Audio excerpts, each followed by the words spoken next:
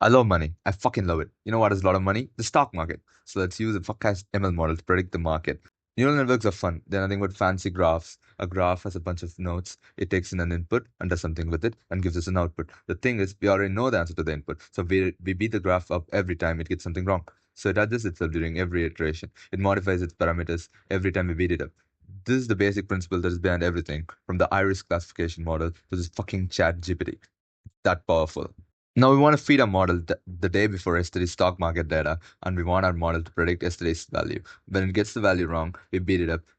We can extend this for a month or so. So we give the model the 1st of August data and ask it to predict the 2nd of August data. It gets the value wrong. So we beat it up again, and we give it the 2nd of August data and ask it to predict the value on 3rd of August, and so on.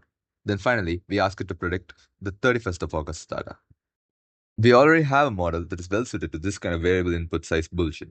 It's called an RNN. It has a few drawbacks though, like the exploding vanishing gradient problem. So we don't use it. Instead, we're going for an lstm. If an RNN is a squirtle, then an lstm is a war turtle. LSTM stands for long short-term memory. There are two aspects to the model.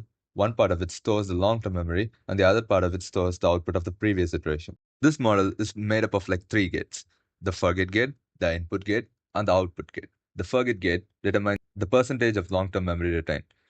The input gate determines the potential future long-term memory to remember and the percentage of it to be remembered.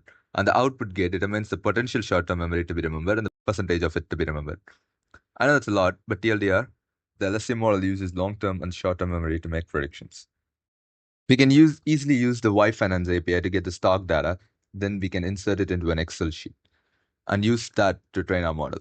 I chose the Apple stock because I fucking hate Apple.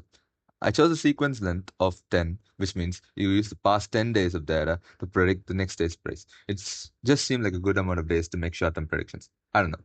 The model's pretty fucking shit. This model does not give financial advice, and you would be fucking insane if you were to use it to make your investments.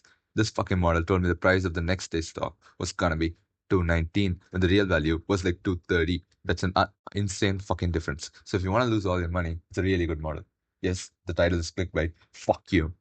Anyway, we can make a silly API to serve it to the internet people using fast API, and boom, ML app. Maybe I'll make a more in-depth video behind LSTM later, where I really go deep.